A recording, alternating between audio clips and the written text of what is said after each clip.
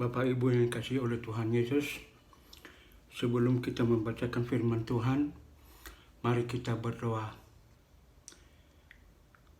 Kuasai kami dengan kuasa Roh-Mu yang kudus Tuhan, sehingga kebenaran dari firman-Mu menjadi berkat di dalam kehidupan kami. Dalam diri Tuhan Yesus Kristus kami berdoa. Amin. Bapak Ibu, firman Tuhan kepada kita yaitu terambil dari Injil Matius pasal 9 ayat 2 sampai dengan ayatnya yang ke-8.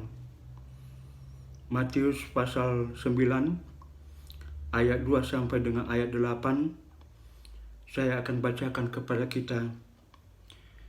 Maka dibawa oranglah kepadanya seorang lumpuh yang terbaring di tempat tidurnya. Ketika Yesus melihat iman mereka, berkatalah ia kepada orang lumpuh itu, "Percayalah, hai anakku, dosamu sudah diampuni." Maka berkatalah beberapa ahli Taurat dalam hatinya, "Ia menghujat Allah." Tapi Yesus mengetahui pikiran mereka lalu berkata, "Mengapa kamu memikirkan hal-hal yang jahat di dalam hatimu?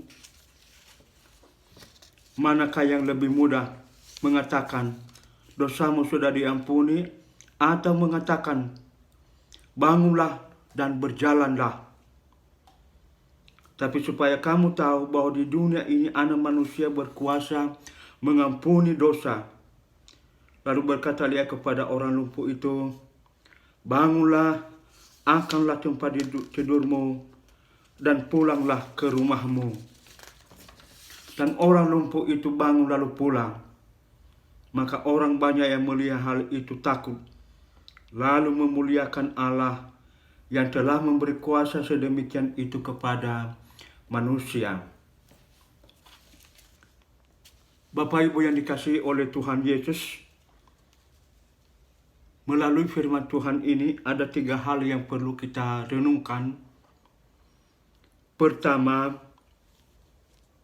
Yesus bukan hanya penyembuh secara fisik, tapi juga penyembuh jiwa manusia. Dia memiliki otoritas untuk mengampuni dosa. Dan itu yang dikatakannya kepada pembawa orang lumpuh itu dan kepada si lumpuh.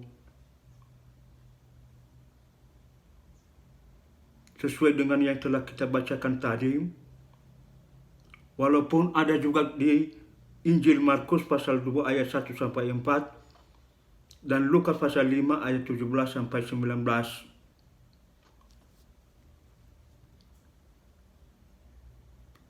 Bapak Ibu yang dikasihi oleh Tuhan Yesus, iman si lumpuh adalah bagian yang sangat penting yang perlu kita lihat di sini.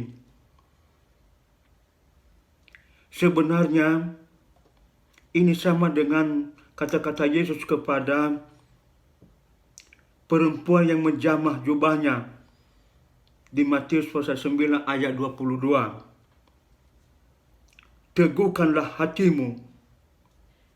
Atau seperti yang dikatakannya kepada murid-muridnya ketika dia berjalan di atas air di Matius 14 ayat 27. "Tenanglah, aku ini, jangan takut." Jadi kalau kita rumuskan semuanya, bahwa Yesus bukan hanya penyembuh secara fisik, tapi dia juga penyembuh secara rohani. Itu otoritas mengapa dia mengatakan dosamu telah diampuni. Itu yang pertama. Yang kedua, Bapak Ibu, kita lihat di sini para ahli Taurat. Mereka kaget akan kata-kata Tuhan Yesus karena bagi mereka mengampuni sesama satu dengan yang lain itu biasa. Tetapi membereskan dosa dari seseorang kepada orang lain itu adalah hak Allah.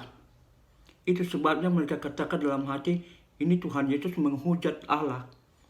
Itu bukan posisinya sebagai manusia, Itu posisi Allah yang mengatakan, yang bisa membereskan itu.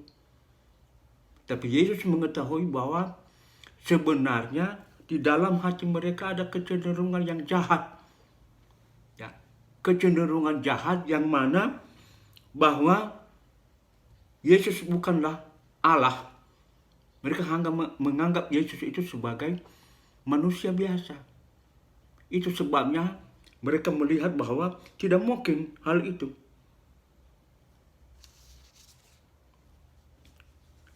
Tetapi Bapak Ibu yang dikasihi oleh Tuhan Yesus, otoritas Yesus kita harus terima dengan penuh iman. Bahwa dia mampu menyembuhkan fisik dan juga mengampuni dosa-dosa manusia. Bapak Ibu yang dikasihi oleh Yesus Kristus. Yang ketiga, si lumpuh mendapat penyembuhan dan pengampunan dari Tuhan Yesus, sehat jasmani dan sehat juga rohaninya. Nah, dari tiga hal ini kepada kita diingatkan kembali, kepada kita sebagai orang-orang yang percaya kepada Tuhan Yesus, mari kita sangat bersyukur kepada Tuhan Yesus yang mampu menyembuhkan fisik kita dalam keadaan apapun, sakit atau lemah, tidak berdaya, dan mampu juga menyembuhkan, mengampuni dosa-dosa kita.